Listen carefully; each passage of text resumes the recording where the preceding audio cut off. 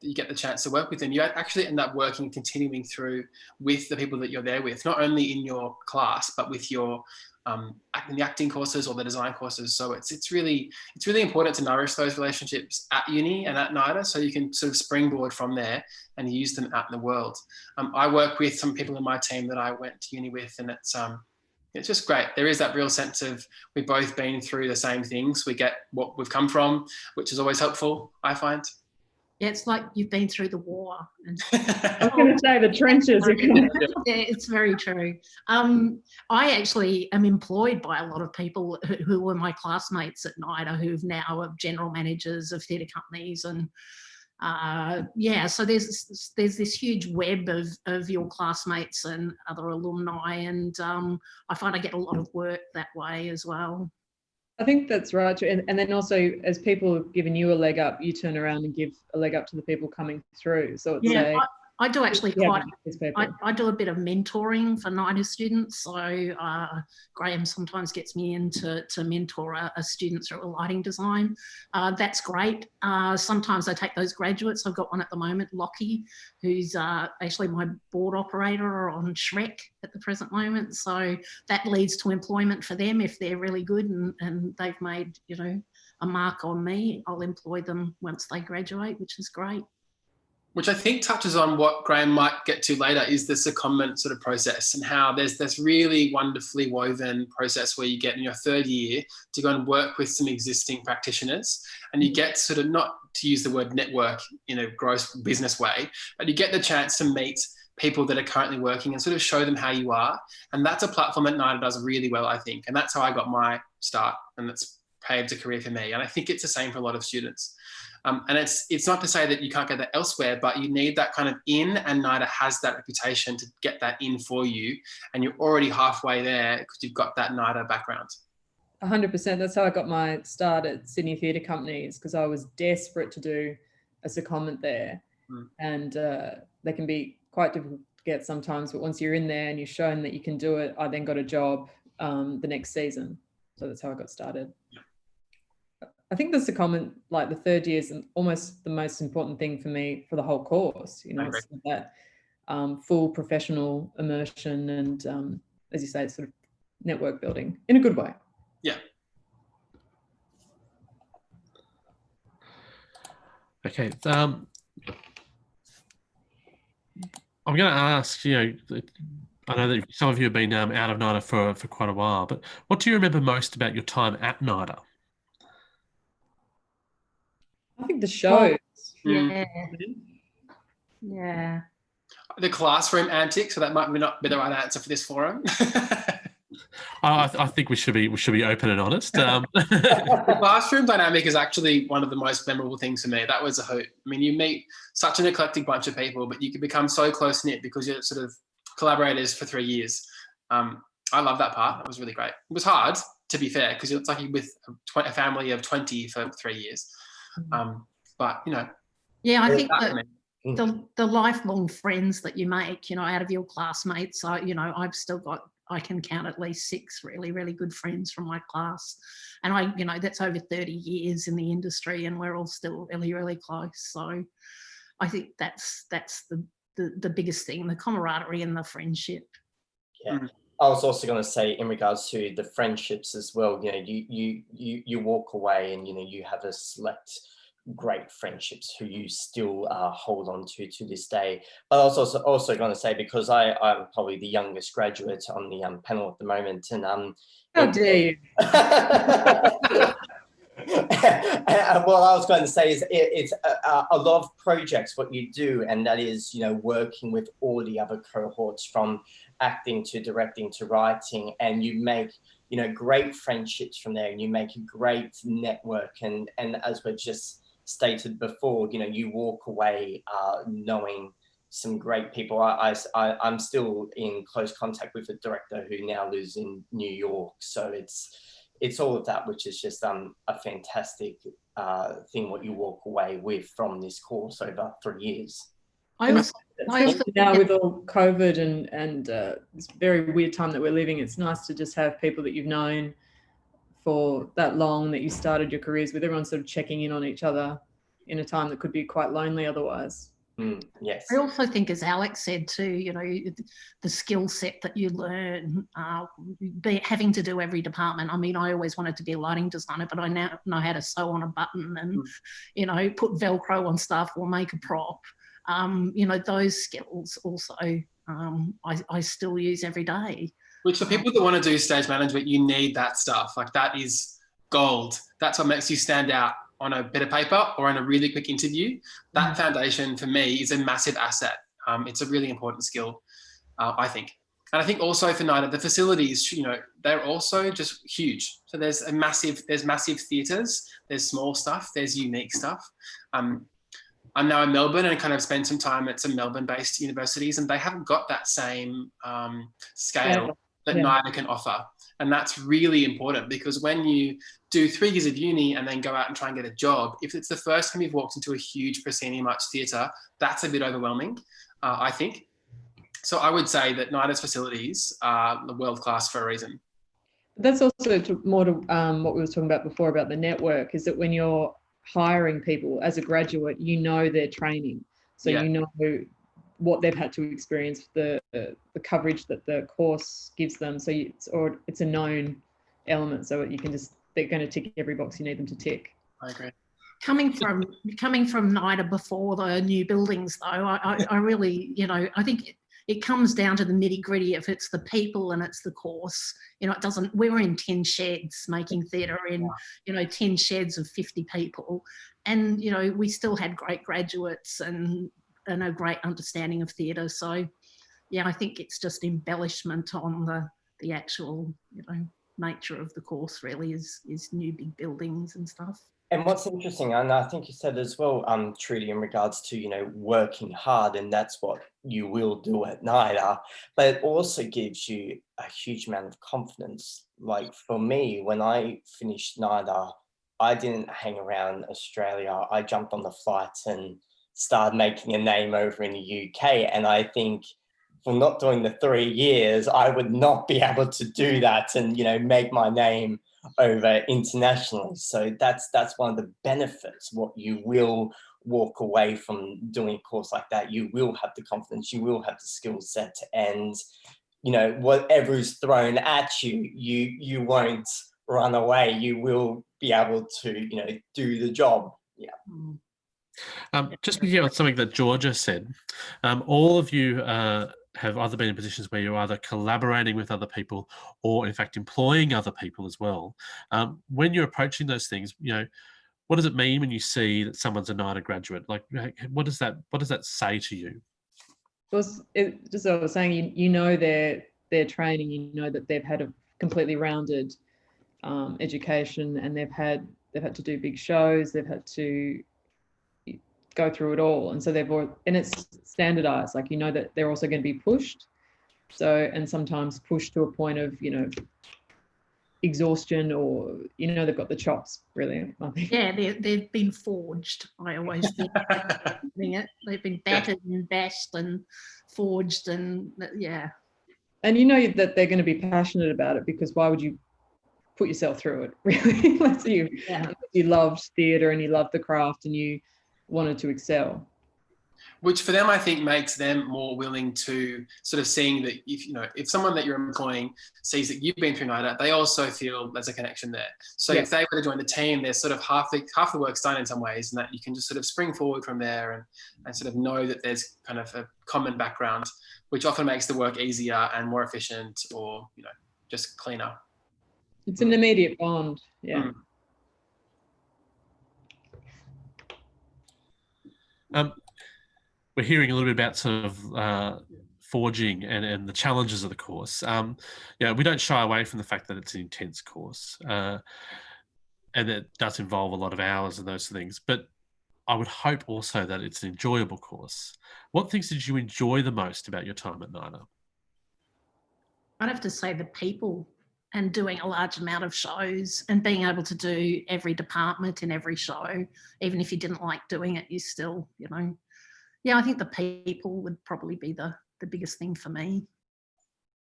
Yeah, and it just felt wild at some point. You're really trying to learn as much as you can, and it's sort of, you're constantly inspired because you think, how do we solve this? So you're constantly problem solving, and it's enjoyable, and there's so much, like, I would just laugh and laugh and laugh because it's it's theatre, it's play, it's fun. There's costumes, there's lights, there's sets, there's you're not working in a bank, no offense to bank workers, but it's live and active and fun. And great parties from my memory as well. Yeah, and I think what's also great is the resources what you have from the people who come through in regards to guest lecturers or to the actual full-time lecturers who are available for you, as well as, not to mention being the technical theatre course, what resources you have to be able to use and develop your craft, and whatever that is, that is fantastic as well. I just want to talk a little bit now about the industry. And I'm thinking back to, when you first left Nida, what surprised you most about the industry when you actually sort of started to make a career in it? I would say how interwoven it is. It's quite a small industry in some ways. I mean, there's lots of little pockets. For example, we've spoken about there's theatre, there's events, there's film and television. They're all kind of rather varied, but they're all kind of interwoven. There's a common ground through there, which means that you can use that third year as a secondment, sort of meet people and join the dots, and try and pave a way for yourself. You don't need to know yet what you want to do necessarily until you get out and sort of start working with people, because they'll often sort of see things in you that you might not have seen yet, and you'll have been nurtured by the lecturers at the course over those 3 years to kind of find that calling for you. But I would say it was all really interwoven, and it kind of meant that you kind of got a job, and then that job finished and there was a new job, and then that kind of path continued.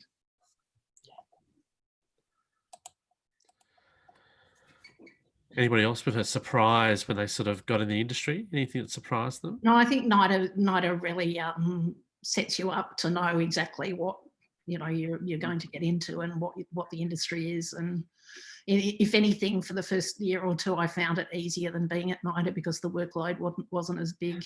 For sure. It's true. So it was like, oh, okay, I can do this.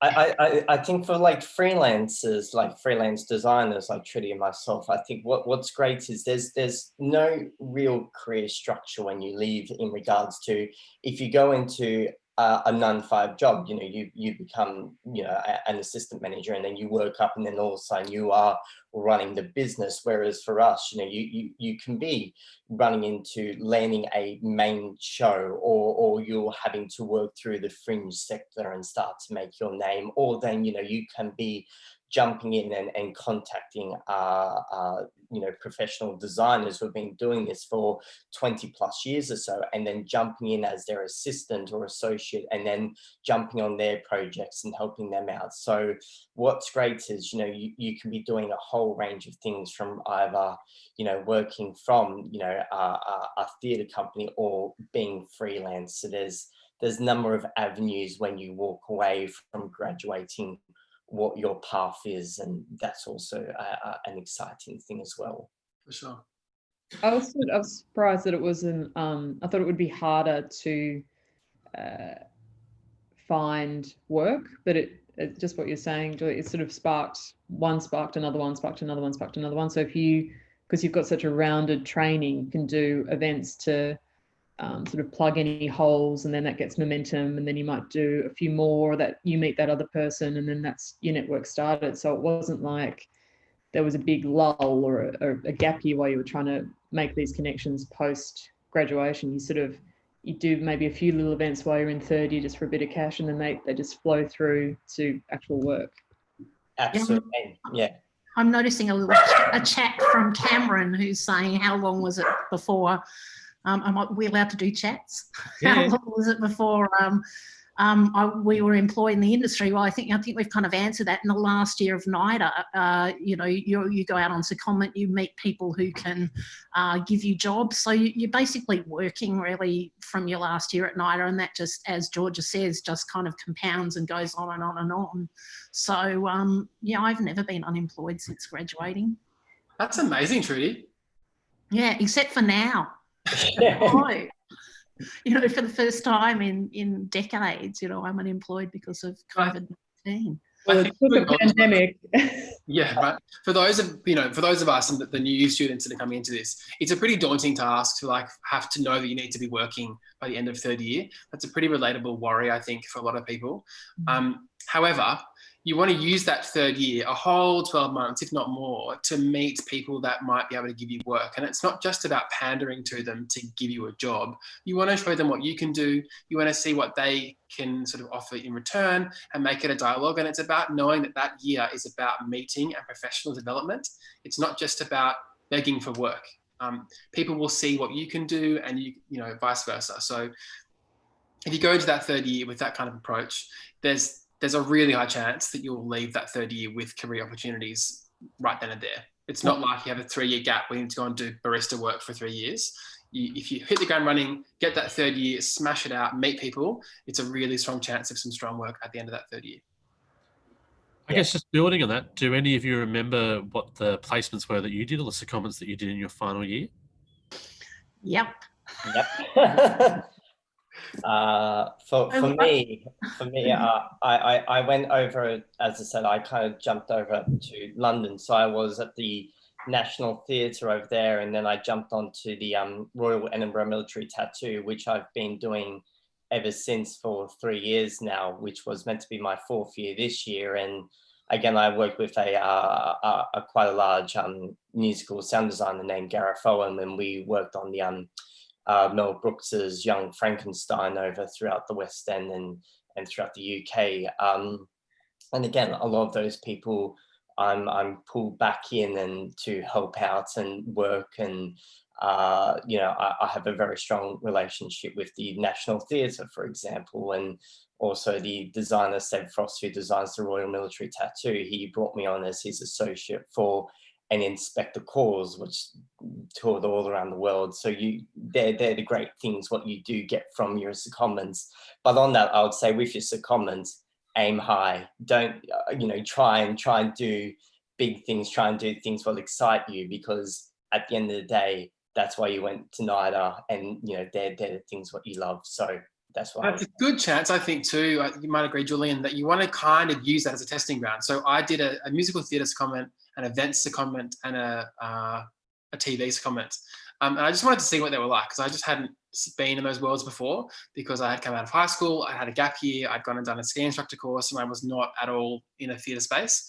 So I just wanted to sort of see what was out there. So I love the kids' TV thing, but that wasn't so much work there. But I had the events background too that I could go back to.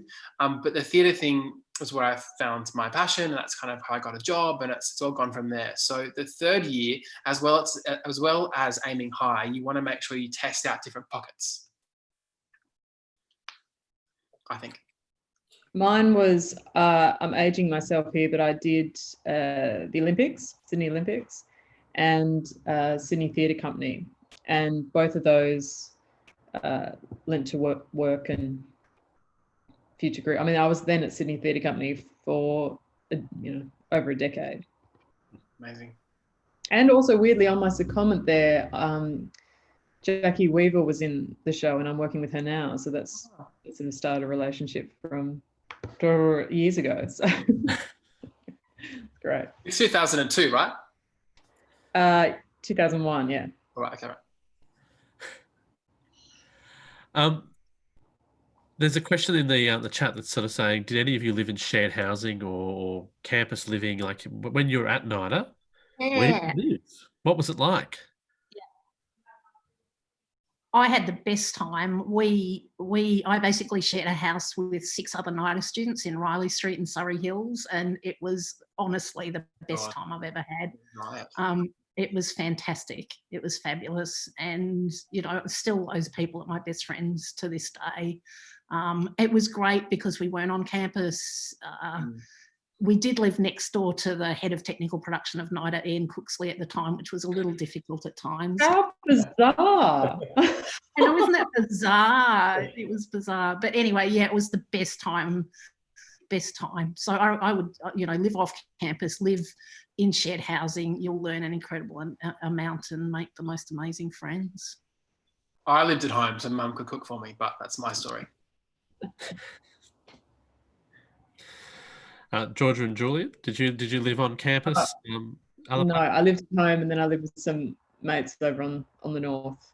No. But they were outside Nida in the industry, which is sometimes good as well. Like I think if you're especially Sydney based, it's probably good if you can because it's so much time with your Nida family and contact hours that if you can, it's still good to try and keep up friendships outside. Let's even it out a bit. I agree with that for sure. Bit of balance. Julian, you moved from Brisbane down to join us. What was that move like? Oh, I think we've just lost Julian. Oh, okay. Loved it so much. Thought of that. Didn't like the question. It was time to go. I'm sure he'll come back and join us in just a second. There is another question in the chat, which is, what are some of the most memorable projects you have worked on? And I'm assuming this is during your career. So during your career, what are the most memorable projects that you've worked on? I love all of them in a weird way. Yeah. I've done some interesting projects that you wouldn't normally associate with our kind of industry. I did a great project in Moscow where we projected on Moscow University and it was the biggest video mapping at that time. It was only it was 10 years ago actually. And 3 million people came to watch it. It was just incredible. It was so big that they had to have fake ambulances to get us to work and get us back because it was the only way to transport us was in these ambulances with the sirens going. But that was incredible. Just visually the most stunning thing I've ever done. And working in Moscow. Wow. Yeah, yes. Incredible. So I don't know, Alex. Well, you know what? I'll jump in. For me, the most memorable ones are like the Helpman Awards and like charity events and things for the industry. It's been great to have, a pretty lucky career working as an SM continuously. But for me, the best bits of working, like the Helpman Awards are an absolute hoot. That is the most obscenely long day, and it's live broadcast. You just sort of not really sure what's going on. But those events are really great, and it's a real showcase of the industry, and you get to meet a lot of people and see a lot of familiar faces as they come through. But there's that. There's also, we traveled to Singapore and lived in Singapore for 5 months, and then Seoul in Korea for 5 months, which was just for work. But what you do when you're not at work is you go and travel an entire country and see an entire country. And that kind of platform to be paid to travel for 5 months is like the greatest gift. Yeah. I've been lucky to work all around the world, Europe and US and Asia and Middle East, and I always tack on a holiday before or after. So seen a lot of the world, and that's basically courtesy of work. It's great. Yeah, me too, which is something I never thought of when I auditioned for Nida. It didn't even enter my mind that it could open you for touring for the entire world. Like you can get to see on someone else's dime, you can get to travel. Totally, yeah. And you've all worked at some point internationally. You've all toured internationally, haven't you? Yeah. But what are some of the places that you've been to? I've had a West End debut, so I've done West End. I've had Broadway shows on Broadway. I work a lot in the Middle East, in Doha, Abu Dhabi, Dubai, all throughout Asia. Name a country. China's the worst. Never ever work in China. New Zealand. Controversial, Trudy. Everywhere. Always got yeah, basically everywhere. It's been great. Oh, Norway, thank you. Yeah, Norway. I did a great, amazing arena show in Norway a couple of years ago. That was an incredible. Oh, there's got my 3 dogs. Incredible experience. Yeah, so it's great, and you have to learn new languages. Everyone speaks English, but not everybody speaks technical theatre English. So it's a real challenge, but it's lots of fun. Georgia and Alex, what sort of places have you been travelling to overseas? We've done New York, DC, Vienna, Paris, London, Recklinghausen in Germany a couple of times. Yeah, I seem to remember I was with you on one of those trips. You certainly were. You certainly were. It's but it's just incredible. It's just a incredible opportunity, and it's so fun. Like on tour is when you, same as when you're training at Nida, you really double down with your friendships with people on shows because you're working around the clock together, eat, sleep, walk around the city together. So you have these connections then with your cast and crew and touring company that they are also then another network that you have for life. So you might not see people who were on that show for 5 years, and then when you see them again in a foyer or you bump into them in on another gig, it's just in the meet, you just pick up from where you've left off because it's such a wild experience. It's a lot of fun. And for those, sometimes the contract is in Australia, but I've had this fortuitous timing where I've been able to travel to Toronto or London and New York to learn shows and then come back ready to mount a production in Australia. It's quite common for Australia and the musical theatre world to have an overseas production that's sort of licensed to us. And then they like to get some sort of people over there to learn how the show currently runs, just to make the mounting of the show here in Australia a little more smooth. Which is a pretty cool gig, just being shot off to New York for a week and hang out with someone else's show for a while. That kind of travel is pretty good too. I just did that in New York in January to see Fiddler on the Roof in Yiddish. Oh, cool. I was there for 48 hours, so it took me longer to get there than I was in New York. But that happens quite often, so I do that like three times a year maybe. Can I just say, Graham, I've just seen a little question from Claire. When you're preparing for NIDA, what experience you have? What advice would you give people who are currently in high school who wish to apply for NIDA? I'd just say absolutely go for it, because I went to a school where the careers coordinator wasn't that keen on me trying out for NIDA. Common. And suggested perhaps more of a stable, conservative career path. And I just thought it was rubbish. So I went, and she wouldn't give me the pamphlet. There was one. She said, "We've only got one." Give it to me. But you just go for it, And when I auditioned, I didn't get in the first time because I was 17. And the head of course at times said, go and travel or go and do some stuff to get your life experience up a little bit and come back when you're 18. And I wasn't disheartened by that at all. It was really great. I had a fabulous gap year that I went to London and backpacked around. So, and then I was doubling down on wanting to get in. It was great. But you just absolutely have to go for it. I was exactly the same. I applied straight out of school at 17 and didn't get in. Took a year off. Applied the next year and got in. But yeah, you don't. If you know it's your passion and what you want to do, go for it. You don't have to have a great deal of experience. You've done some shows, that that's what you want to do, then do it. If there's anyone out there who's not at school and who's working in another industry and who's going, oh my God, I want to get out of this and want to go into the arts. Well, that was me. I was working for Coles Supermarkets as a manager through there, and again, I did not like it, and I did not want to be stuck packing fruit and vegetables until I was 50. I wanted to have an exciting life in the arts. So, I applied for NIDA and, got in. Thank you to Graham. Yes.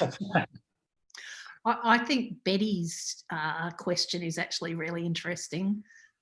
Betty's asking, how do you find balancing NIDA and personal life? I think that's a hugely important question that a lot of us struggle with in this industry. I'm probably going to pass it over to Alex, who's just got a 6-day-old newborn, to kind of answer that. Well, it's tricky because, finding balance is really important, and it's really important for mental health. And that's a really recent conversation that we kind of have been more aware of in the most recent years. And it's something that I take really, really seriously. And what we try and do is ensure that people can have work-life balance. Now, it's not just a cliche catchphrase. It's actually really important, and it makes for better work. So it's a bit tricky to find it, to be honest, at university, because it's a really intense couple of years. That's not to say there isn't time off. Of course there is. But you just have to see how it plays out for you. There's so many avenues, like Julian said, and we've touched on throughout this so far, that you can find a platform that does suit you to a balanced life. So I work at Harry Potter. We do 8 shows per week, Wednesday through Sunday. And my wife and I have found a routine that kind of makes that work for us. We've had 2 children. So it's definitely possible. It just is not the cookie cutter that you might think works. 9 to 5 isn't the only option. It's different and it's sometimes tricky, but it's definitely worth the effort. There's definitely the option to maintain good work-life balance, especially with a good producing company or kind of approach to your own work-life balance. I think it's incredibly hard too because of the amount of hours that you do away from home. When you're in production week, you do 12 to 14 hours a day, 6 days a week. So you need a partner who understands that work or is in the industry. I think it's very, very hard, especially to juggle those 2 things. Yeah, and I was going to say as well, I think for a lot of us, we are all workaholics and perfectionists, whereas for my life, you would be in rehearsals and you'll get the idea and you'll be working and then you'll come home, and for me, I'm always drawn back to the piano and making scores or making sounds and all that. And you're always constantly, working, you're always constantly, going to that next meeting or onto that next flight or whatever. But I think that's the joys of what we do, because it's like what we've been saying, it's not that standard 9 to 5 job where you work in a bank. It is something what you do because you have a love and you desire working in the arts. And for me, it's kind of like this drug is the best way of putting it, because once you do one show, you're itching to do the next and you're always wanting to know what's coming up and you want to do more and more and more. So, yeah. Well said. There's a question in the chat, which is about someone who's been working in healthcare for 10 years, but has a burning desire to work in live production and theatre. And how can we recommend they start? The short version is to just dive in. Now, I realise that if you're working full time, that time is difficult, but as a starting point, things like amateur theatre societies, amateur musical societies, anything like that you can kind of get a foot in the door to just try some work, make sure that it really is for you, is a really good idea. Equally, in terms of coming and studying the course, we look for a passion, but we actually always understand that some people's, everyone's life circumstances are different. So people will have had more access to places they can work, either due to life circumstances, where they're based, all those sort of things. And we take that into consideration. We just look underneath for the genuine sort of driving passion to work in the arts. So what I would say is look out for things like amateur theatre societies, amateur musical societies, things like that, where you can just volunteer, say, hey, I want to do a show with you, or I want to help behind the scenes. They tend to be fairly flexible in those sort of volunteer environments that they encourage people to get involved. There's another question there that I'll just quickly answer, which is how do you support students that are travelling interstate to study? In terms of supports at Nida, Nida students are eligible for all the sort of government supports that people normally get. So fee help people get, but also students who are eligible for Centrelink and those sort of things, but students can get that as well. Internally in Nida as well, we also have a system called bursaries. Bursaries where supporters of Nida, philanthropists, have given us a sort of pool of money to give to students who are most financially in need. So in those circumstances, there are sort of small, it's not a huge amount of money, it's a little bit of money just to help people to sort of continue with the cover living expenses and those things, but there are some other supports that come through. Julian, I know that you moved from Interstate to join us at Nida. I was sort of starting to ask this question before when we lost you off the call. What was that process like for you? What was the question again? Sorry. What was the process of moving interstate to sort of come to Nida like for you in terms of actually sort of relocating? Oh, right. It was an exciting it was an exciting move. For me, for my previous background before going into Nida, I was used to, you know, working throughout Australia. So the move wasn't daunting or anything, but like all things, it can be also challenging because you are going into Sydney where you might not know, you know, huge amounts of people and everything. So that all comes with everything, no matter what. But like all things, you know, I was very lucky because I had a family member living in Sydney, so I was able to jump in and live with them for a bit. And so I kind of had that little bit of family network there. But like all things, it was an exciting, challenging move. And, you know, that's what it all is at the end of the day. You go to Nida and it's all exciting and challenging. So, yes. Yeah, I found the same. I only moved from Canberra to Sydney, but it was still, you know, it was still a big move at the age of 18. I was lucky enough to get a scholarship to go to Nida, what you call a bursary these days, from the Gallery of First Niders. I don't even know if they still exist anymore, but my father didn't want to support me to go to Nida because he didn't think it was a proper career. So I got financial assistance from Nida, moved from Canberra to Sydney and moved straight into a group house and had the best time. Right. Just got to pick up on that, Trudy. That's I had sort of had the opposite with my dad when all these other people were saying to find a vocation as a proper job. My father was sort of chastised, saying, because he was very supportive of it, and all these people that said she'll never work, she'll never get a gig, are the same people that when we were doing Uncle Vanya or all these shows ticket. Sold out, couldn't get it. Yeah, they're saying to him, do you reckon she could get us a ticket now? Sucked in. That's right. I'm getting getting a message to say that we need to wrap up our session, but I just want to start with saying thank you very much to all the panelists. So Georgia, Alex, Trudy and Julian, thank you so much for joining us today. It's been really wonderful to hear from you and hear about your careers, and I hope that it's given our audience a bit of a sense of sort of what they can expect from NIDA, but what also they can expect from a career post-NIDA, and maybe answered a few of their questions. There is a question I'll quickly address that's in the chat, which says, do you recommend studying shorter vocational courses before applying for this one? What I'll say about that is that what we look for when we're looking for an applicant is evidence of a passion and a desire to work in the arts. You don't have to have done a shorter or vocational course. It's not essential. But if you have done something like that, it absolutely then becomes part of that evidence. It starts to show that you have a bit of an understanding of what you're walking into, and having some prior training before you get to it does help you initially in that first year, although we'll absolutely teach you everything you know if you don't have it. Thank you once again to our panelists. I really appreciate the time to chat. It's really wonderful to see your faces, especially during this time where we're all a little bit more distant from each other. It's wonderful to connect. Thank you very much to all of our panelists, everyone behind the scenes who's been helping us today. I hope to see some of the people in the audience as applicants very shortly. Do it. Thanks very much. Okay. Bye-bye, everybody. Bye.